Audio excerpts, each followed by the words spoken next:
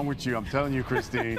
Hey, how about football? Steelers will begin their organized team activities tomorrow, which is the first opportunity for the black and yellow to get some field work. There won't be any contact, but the question is, has Aaron Rodgers made contact with Pittsburgh about signing on with the Steelers? He's hinted at such over the weekend. Will Aaron Rodgers ever go to the Bears? Oh, boy. Security, can we get her out of here? I need some security. Security, can you take it easy on her on this one? No, but I believe there's a team that might play in Chicago this year. Let's go! On a road trip. I don't know.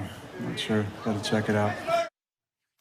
Okay, so let's bring in our NFL insider, Dan Graziano. No one loves talking more about Aaron Rodgers than this man right here. Okay, Graz, you saw that. By the way, the Steelers play the Bears Week 12. It sounds like that's what Aaron Rodgers was hinting at.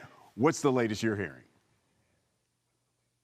Yeah, I don't think he's talking about going back to the Packers, for example. So, yeah, I think that is what he was hinting at. But checking on this situation yesterday, it didn't sound like there had been any real change. The Steelers are ready to start OTAs tomorrow. If Aaron Rodgers is there, great. If he's not, then they're okay with that. They haven't given him any kind of deadline. The one spot to watch on the calendar is that June 10th date, which is when their mandatory minicamp starts. That's a 3-day minicamp. After that, they don't do anything on the field until training camp in late July. So if he's not there by then I think then you have a situation where the Steelers may be looking to move on to other options. But right now, they have told him it's okay, take your time. The offer's out there, and if you want to come join us, we'd love to have you. Okay, so then let's talk about those other options you just brought up there. If Rodgers doesn't sign with the Steelers, obviously they're going to have to pivot. And if they do pivot, what's the possibility of them bringing in a guy like, let's say, Kirk Cousins? Yeah, the Steelers and really the rest of the league know that Kirk Cousins is available in trade from the Falcons. They're going to start Michael Penix Jr. at quarterback this year, and Cousins, a very expensive backup, $27.5 million in guaranteed salary this year and another $10 million next year. When they've talked trade with teams, it's been a lot of the holdup has been, how much of that money is the acquiring team willing to pay versus how much does Atlanta have to pay. The Steelers kind of know that's out there. They could certainly go that way if Rodgers turns them down. Their GM, Omar Khan, has said multiple times that they plan to go to training camp with 4 quarterbacks. Right now, they only have 3, so there's a spot open. Mason Rudolph would project as their starter right now, but it does look like they would be looking to add. The thing is, Brian, the Steelers just have not been very aggressive at the quarterback position this offseason. They didn't play on Sam Darnold. They didn't try that hard on Justin Fields. They didn't draft one until the 6th round. I think that you're looking at a team that just didn't love its options and didn't want to, stretch to get one. Okay, we'll keep our eye on that June 10th date that you set and see if Aaron Rodgers does sign on with the Steelers. That's Dan Graziano. Brian Custer and Christine Williamson with you on SportsCenter. We are 101 days away from the beginning of the NFL season. That means that class is in session. This is Football 101 with myself and Sam Acho. Sam is the student. This is an intro-level class, so the test will be multiple choice. I have some questions for you, Sam Acho. Which AFC team that missed the playoffs last season will make the postseason this year? Here are your options: the Patriots, the Bengals, the Colts, or the Dolphins.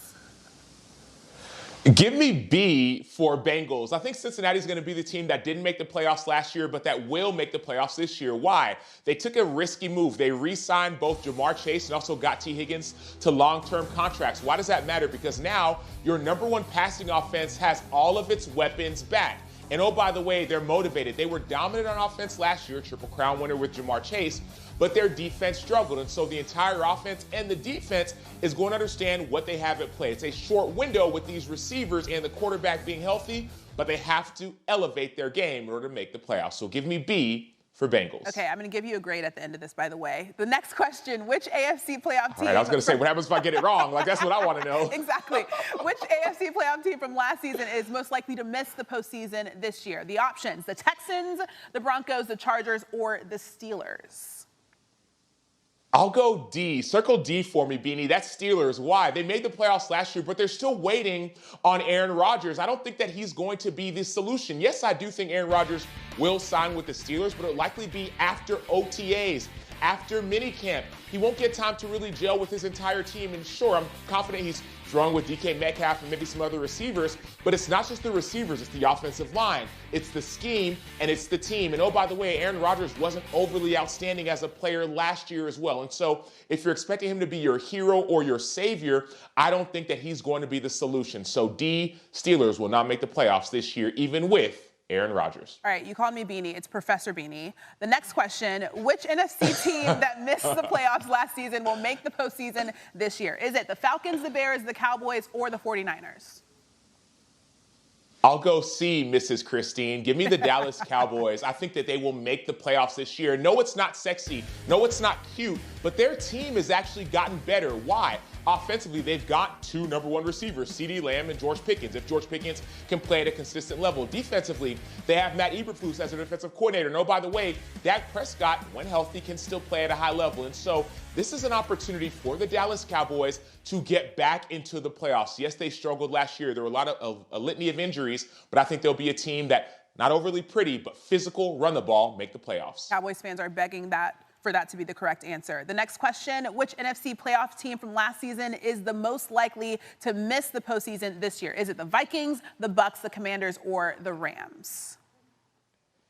A, Minnesota Vikings. I'm pretty confident on this one, Professor Christine or Professor Beanie. Why? Because the Vikings have set a pretty big risk on going with J.J. McCarthy. Yes, they let Sam Darnold go. They believe that J.J. McCarthy is their quarterback of the future. I do as well, but the future may not be right now. You're going to get a chance, J.J. McCarthy's going to get a chance to really be a starter for the first time in the NFL. And there may be some early bumps and early bruises, which could be fine if you're in a weaker division, but the NFC North is loaded. And so the Lions will have something to say about what the Vikings do, and so will the Bears potentially. And so for me, I think the Vikings are a team that made the playoffs last year.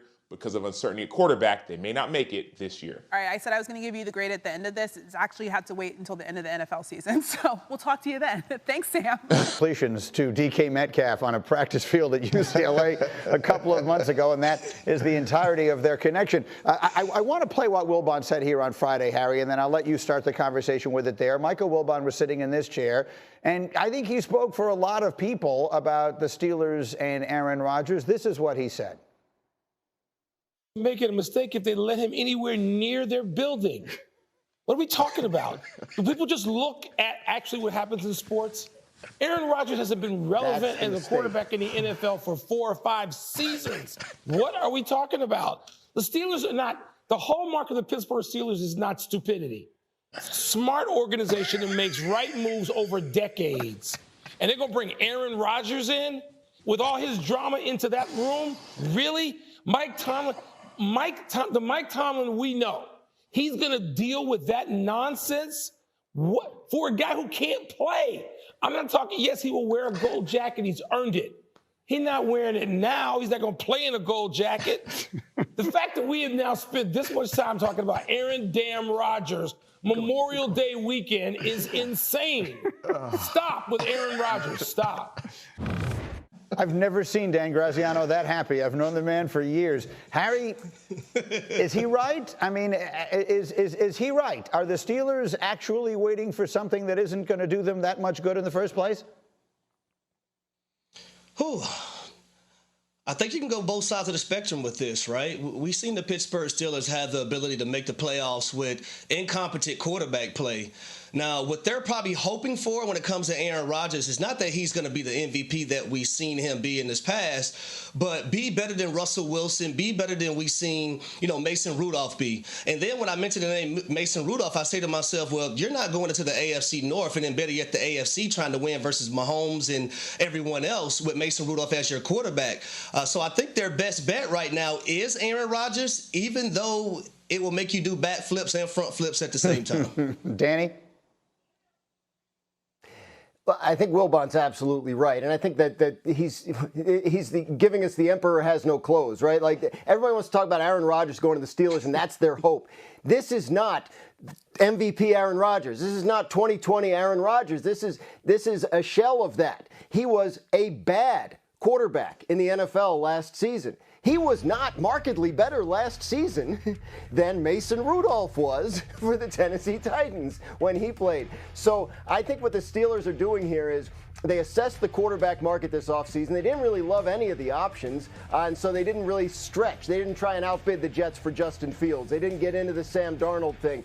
I think Aaron Rodgers is fine if he shows up, and I think the Steelers are probably fine if he doesn't. Would they try and trade for Kirk Cousins, another flawed option at this point in his career? Maybe, but they kind of like Mason Rudolph. He's been in that building. He helped them get to the postseason 2 years ago with the way he played in December, and I just don't think the Steelers are sitting there hanging on Aaron Rodgers' decision as if he says no, we're going to have to fold the franchise and not even play the 2025 season. I just don't think that's how they're looking at it. Mike T., final word.